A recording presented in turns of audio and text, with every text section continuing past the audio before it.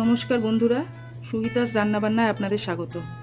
আজকে আমি আপনাদের আমার ছোটোবেলার স্মৃতি জড়ানো একটা রেসিপি দেখাতে এসেছি। এটা আমার মা করতেন, মায়ের হাতে অসম্ভব সুন্দর খেতে লাগতো। আমার এটা খুব প্রিয় রেসিপি, এটা আমার এবং আমার মেয়ের। এটা হচ্ছে চিংড়ি মাছের বাটি চচ্চড়ি।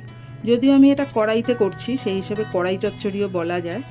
যাই হোক, তাহলে শুরু করছি আজকের রান্না। প্রথমে আমি এই যে চিংড়ি মাছ, এই সাইজের চিংড়ি মাছ নিয়ে নিয়েছি। এটায় খুব একটা বড় চিংড়ি লাগে না, একটু ছোট চিংড়ি হলেই ভালো হয়।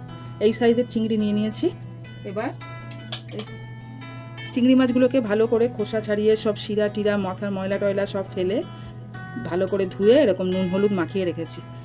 এবারে প্রথমে আমি কড়াইতে দেবো সর্ষের তেল। তেলটা ভালো করে গরম হয়ে গেছে। এবার আমি এর মধ্যে একটা মিডিয়াম সাইজের আলু আমি এই একদম ছোট ছোট ডুমো ডুমো করে টুকরো করে নিয়েছি, সেটা দিয়ে দিচ্ছি। আপনারা এটা ইচ্ছে করলে আলু ছাড়াও করতে পারেন, কিন্তু আলু দিয়েই আমার মা করতেন, সেজন্য আমি আলু দিয়েই করছি। আলু দিয়েও খুব ভালো লাগে, আলু ছাড়াও ভালো লাগে। এবার আমি আলুটা একটু লালচে করে ভেজে নিচ্ছি। এবার আমি এর মধ্যে একটু নুন দিয়ে দেবো।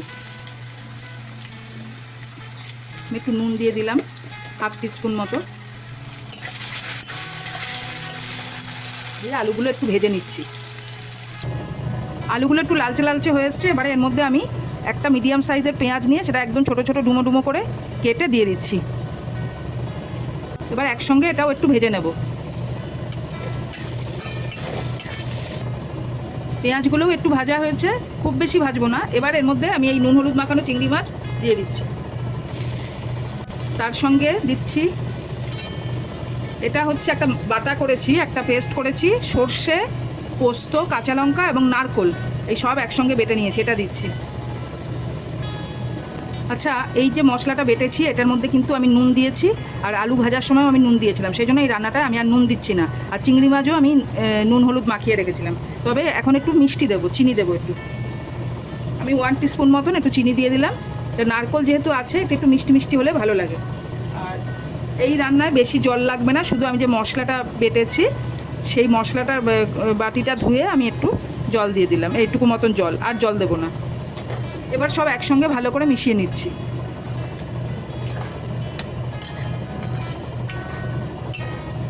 এই সময় একটা কাঁচা লঙ্কা দিয়ে দিলাম, আর একটুখানি আমি কাঁচা সর্ষের তেল এই সময় দেব। এখন একটু কাঁচা সর্ষের তেল দিলাম, আবার ঠিক নামানোর সময় আর একটু দিয়ে দেবো। চিংড়ি মাছ সেদ্ধ হতে বেশি সময় লাগে না, এক্ষুনি এটা হয়ে যাবে। আমি ফিরে আসছি।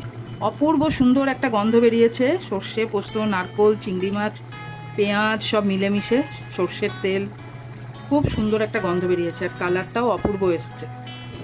আমার চিংড়ি মাছের বাটি চচ্চড়ি একদম রেডি। এবার শুধু ওপর থেকে একটু কাঁচা সর্ষের তেল ছড়িয়ে দেবো।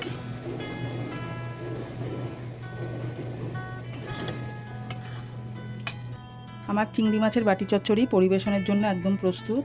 অপূর্ব সুন্দর এটা খেতে হয়। আপনারা বন্ধুরা অবশ্যই এটা ট্রাই করবেন গরম ভাতের সাথে, ভীষণ ভীষণ ভালো লাগে খেতে। আর খেয়ে আমাকে জানাবেন কেমন লাগলো। আজ তাহলে আসছি, আবার দেখা হবে আপনাদের সঙ্গে। আমার ভিডিওটা যদি আমার ভালো লেগে থাকে তাহলে অবশ্যই আমার চ্যানেলটা সাবস্ক্রাইব করবেন এবং ভিডিওতে লাইক, কমেন্ট, শেয়ার করবেন। নমস্কার।